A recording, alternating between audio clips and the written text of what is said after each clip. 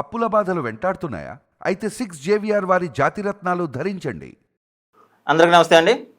ఆంధ్రప్రదేశ్లో సీఎం చంద్రబాబు నాయుడు గారు దుబారా ఖర్చులు ఎక్కువగా చేస్తున్నారు అని చెప్పి వైసీపీ తెగ ప్రచారం చేస్తుంది. దీనిపై మాట్లాడడానికి మనతో పాటు సీనియర్ జర్నలిస్ట్ అలాగే పొలిటికల్ అనలిస్ట్ కట్ట కార్తీక్ గారు ఉన్నారు. ఆయనతో మాట్లాడదాం. నమస్తే సార్. సార్, ఢిల్లీలో సీఎం చంద్రబాబు నాయుడు గారి ఇంటికి రంగులకి 67 లక్షలు ఖర్చు పెట్టారని చెప్పి వైసీపీ అంటుంది. దీన్ని ఎలా చూడాలంటారు? ఇప్పుడు పచ్చ కామెలు వచ్చినోడికి లోకమంతా పచ్చగానే కనపడిద్దని అంటారు జనరల్గా. ఓకే, ఇప్పుడు వైసీపీ వాళ్ళకి వాళ్ళు దుబారా పెట్టారు కాబట్టి అందరూ దుబారానే పెడుతున్నారు, దుబారానే చేస్తున్నారు అనిపిస్తుందేమో అని నేను అనుకుంటున్నాను. ఓకే, స్పెషల్గా రంగులకే ఎక్కువ ఖర్చు పెట్టారని చెప్పి అని అంటున్నాను. సరే, రంగుల గురించి మాట్లాడదాం. ఓకే, రంగుల గురించి మాట్లాడినప్పుడు నాకు గుర్తొచ్చింది ఏంటంటే, వైసీపీ అధికారంలో ఉన్నప్పుడు స్కూల్స్కి వైసీపీ రంగులు వేయించింది. అవును. తర్వాత గ్రామ పంచాయతీలకి సచివాలయాలకి వైసీపీ రంగులు వేయించింది. చెట్లు కూడా వేయించాలి. చెట్లు కూడా వేయించారా? దానికి కొన్ని కోట్ల రూపాయలు ఖర్చు పెట్టారు. అవును. సరే, అది పోనీయండి. తర్వాత పొలం గట్టు దగ్గర రాళ్ల మీద జగన్మోహన్ రెడ్డి బొమ్మ చెక్కిచ్చారు. ఓకే, పాసు పుస్తకాల మీద జగన్మోహన్ రెడ్డి బొమ్మ వేయించారు. దానికి ఖర్చు పెట్టింది ఎంతో తెలుసా? 800 కోట్లు. 800 కోట్లు. ఇది కదా దుబారా అంటే. తర్వాత మీరు ఎప్పుడన్నా హైదరాబాద్లో పెద్ద పెద్ద రెస్టారెంట్స్ భోజనం చేశారా? సరే, ఎంత పెడతారు మీరు భోజనానికి? మా అంటే ఒక ప్లేట్ భోజనం కాస్త ఎంత పెట్టుంటారు? హైయెస్ట్ మీ జీవితంలో ఇప్పటి వరకు బాబుకి వెళ్ళినా 1000 రూపాయలు. 1000 రూపాయలు. సరే, పోనీ 2000 అంతే కదా. అవును. కానీ ఒక ప్లేట్ భోజనం 51,000 పెట్టి చేయగలిగిన పరిస్థితి సీఎం సలహాదారుగా ఉన్నటువంటి జగన్మోహన్ రెడ్డి గారు సలహాదారు చేసేవాళ్ళు అప్పుడు. ఒక ప్లేట్ భోజనం 51,000. బంగారం వడ్డిస్తారేమో. సరే, ఇది పోనిస్తే జగన్మోహన్ రెడ్డి గారి ఇది ఎగ్ పప్పులు, కర్రీ పప్పులు, సమోసాలు, బజ్జీల కోసం అయినటువంటి ఖర్చు దాదాపు 30 కోట్ల రూపాయలట. ఓకే, కేవలం ఈ సమోసాలు వీటి కోసం అయినటువంటి ఖర్చు. తర్వాత ఆయన ఇంటి ముందు ఇనప కంచె వేసుకున్నాడు, ప్రభుత్వ సొమ్ముతో వేసుకున్నాడు. దానికి ఏదో ఒక 50 కోట్ల వరకు ఏమో ఖర్చు పెట్టాడు అనేది అప్పుడు వెనుకడి. ఓకే, అది ప్రభుత్వ ఖర్చుతో అతను పర్సనల్గా పెట్టుకోవచ్చు. తర్వాత అది కూడా మళ్ళీ సొంత స్థలంలో కాదు, ప్రభుత్వ స్థలంలో. సొంత స్థలం వరకు కాంపౌండ్ ఉంటుంది. ఆ కాంపౌండ్ అవుతారు ప్రభుత్వ స్థలంలో ఈ ఐరన్ గ్రిల్ పెట్టించుకున్నారు అనేది. దానికి కోట్ల రూపాయలు ఖర్చు పెట్టాడు అనేటువంటి. ఆ ఫర్నిచర్ కోసం ఇప్పుడు తన సొంత ఇదే అప్పుడు క్యాంప్ ఆఫీసు. అవును. చంద్రబాబు నాయుడు గారి కంటే సచివాలయానికి వస్తారు, జగన్మోహన్ రెడ్డి గారు సచివాలయానికి రారుగా. పరిపాలన అంతా తన ఇంటి నుంచే పరిపాలన. తన ప్యాలెసే సచివాలయం, తన ప్యాలెసే సీఎం క్యాంప్ ఆఫీసు, తన ప్యాలెసే తన నివాసం. ఆ గేట్లు పెట్టించుకోవడానికి పేదల ఇల్లు కూడా తీసేశారు అక్కడ అని చెప్పని అప్పుడు అన్నారు. ఆయన ఇంటికి అటుపక్క ఇటుపక్క, అటు కిలోమీటర్లు ఇటు కిలోమీటర్లు పేదవాడి నివాసం ఉండడానికి కూడా వెళ్ళలేదు. ఓకే, మొత్తం ఖాళీ చేపించేశారు. అది వేరే విషయం. తర్వాత ఆ ఇంట్లో ఫర్నిచర్ తన ఇంట్లోనే, తన ఇదే క్యాంప్ ఆఫీసు, తన ఇదే సచివాలయం. అలాంటి తన ఇంట్లో ఫర్నిచర్ కోసం కొన్ని కోట్ల రూపాయలు ప్రభుత్వ ధనాన్ని ఉపయోగించారు. ఇవన్నీ వదిలేయండి, ఇవన్నీ చిల్లర ఖర్చులు, చిన్న ఖర్చులు అండ్ చిల్లర ఖర్చులు. రుషికొండ ప్యాలెస్ కట్టుకున్నారు. 450 కోట్ల రూపాయలు కన్స్ట్రక్షన్ కాస్ట్, నిర్మాణ ఖర్చు 450 కోట్ల రూపాయలు. తర్వాత ఆ ల్యాండ్ వాల్యూ, అక్కడ ఏదైతే రుషికొండ ప్యాలెస్ కట్టుకున్నారో ఆ ల్యాండ్ వాల్యూ కలిపినప్పుడు ఇంకొక 500 కోట్లు వేయచ్చు అనేది. తర్వాత సరే, అది పోనీయండి. అక్కడ హరిత ప్యాలెస్ అని అంతకుముందు ఉండేది. ఈ రుషికొండ ప్యాలెస్ కట్టుకోకముందు అక్కడ హరిత ప్యాలెస్ అనే ఒక బిల్డింగ్ ఉండేది, ప్రభుత్వ భవనం అది. ఓకే ఓకే, ఆ భవనాన్ని కూల్చారు. ఓకే, మరి ఆ భవనం కాస్ట్ని కూడా లెక్కేస్తే ఇంకెన్ని కోట్లు లెక్క వేయాలి.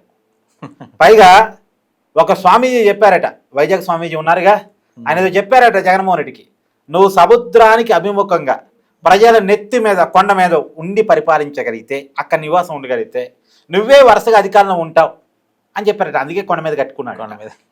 సో ఆ మాట చెప్పిన స్వామీజీకి వైజాగ్లో విలువైన స్థలాన్ని ఇచ్చాడు. ఆ రేటు కూడా లెక్కేస్తే రుషికొండ ప్యాలెస్ వాల్యూ 2000 కోట్ల రూపాయలు దాటిద్దేమో. ఏదో ఇప్పటి వరకు మనం మాట్లాడుతుందంతా కూడా రుషికొండ ప్యాలెస్లో కబోర్డ్లు, రుషికొండ ప్యాలెస్లో వేసినటువంటి రాళ్ళు, దానికోసం వాడినటువంటి నిర్మాణ వ్యయం మొత్తం కూడా, ఆయన బాత్రూమ్ టబ్బు, ఇవన్నీ ఇంతవరకే మాట్లాడుతున్నారు. ఇంతవరకు లెక్కేస్తే 450 కోట్లు. కానీ ఈ 450 కోట్లు కాక అక్కడ ఆల్రెడీ ఉన్న ల్యాండు దాని కాస్టు, అక్కడ ఉన్న హరిత ప్యాలెస్ దాన్ని కూల్చివేయడానికి ఆ హరిత ప్యాలెస్ కాస్టు, ఓకే. తర్వాత అక్కడ కట్టుకోమని చెప్పినందుకు స్వామీజీకి ఇచ్చినటువంటి ల్యాండు, కూల్చివేసిన చెట్లు, ఇవన్నీ లెక్కేసినప్పుడు 2,000 కోట్ల రూపాయల పైగా ఖర్చు ఉంటుంది. అంటే కొన్ని వేల కోట్ల రూపాయలు దుబారా చేయడానికి మళ్ళీ రుషికొండ ప్యాలెస్ దేనికైనా పనికొచ్చిందా? దేనికైనా పనికొచ్చే అవకాశం ఉందా? అది హోటల్గా మార్చాలంటే ఉన్నదాన్ని మార్చాలి. ఇప్పుడు ఇల్లుగా కట్టుకుంటారు, హోటల్గా కట్టుకుంటున్నారు. అవును, అంతే కదా. ఇప్పుడు ఇల్లు హోటల్ కాదు, హోటల్ ఇల్లు కాదు. ఇప్పుడు అది హోటల్గా ఇవ్వాలన్నా వేరే వాళ్ళకి ఇవ్వాలన్నా సరే దాన్ని డిస్టర్బ్ చేసి మళ్ళీ కొత్తగా కన్స్ట్రక్షన్ కట్టాలి, కొంత మార్పులు చేర్పులు చేయాలి. మరి దాంట్లో ఏ మార్పులు చేర్పులు చేద్దామన్నా ప్రతికి చాలా కాస్ట్లీ. దాని గోడ నుంచి మొదలు పెడితే దాంట్లో వాడిని పత్తి పరిణించాడు, కింద వేసినటువంటి రాళ్ళతో సహా. బాత్రూమ్ కూడా చాలా కాస్ట్, చాలా కాస్ట్. సో దాన్ని డిస్టర్బ్ చేయలేని పరిస్థితి. డిస్టర్బ్ చేస్తే కొన్ని వేల కోట్ల రూపాయల నష్టం, 100 కోట్ల రూపాయల నష్టం. లేదు మళ్ళీ దాంట్లో మళ్ళీ కొత్తగా నిర్మాణం చేయాలి అంటే అది మళ్ళీ కొన్ని 100 కోట్లు. ఇప్పుడు అక్కడ ఏదైనా కట్టాలంటే దాన్ని ఆ బిల్డింగ్ తగ్గట్టే కట్టాలి కదా, మళ్ళీ రాజీ పడకూడదు కదా.